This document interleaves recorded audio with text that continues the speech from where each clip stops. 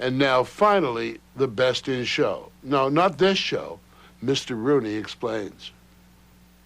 Every year, the Westminster Kennel Club holds the best dog show in the world in New York. There were 2,600 dogs entered this year, and we went to the show and talked to a lot of dogs and a lot of owners. We like the dogs best. The actual judging takes place on the floor of Madison Square Garden. It's a lot more fun out back where all the dogs are.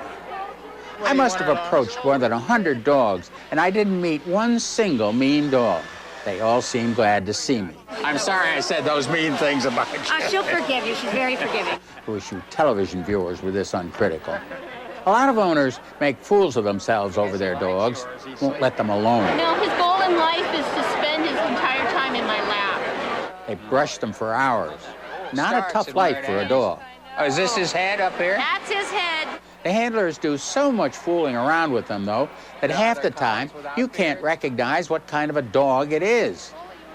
Owners tie them up with little ribbons and, in general, make some of the dogs look ridiculous. I kept thinking that maybe people should be kept away from dog shows.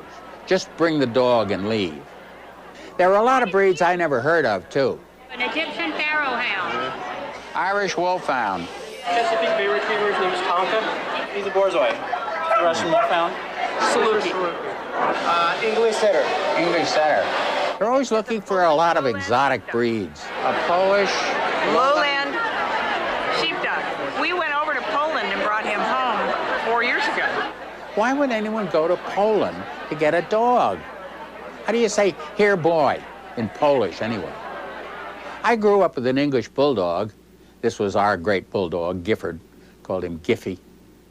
The bulldogs weren't shown the day I was there. There was just one left in his cage. Dogs don't seem to mind being cooped up. I think they like being where people can't get at them.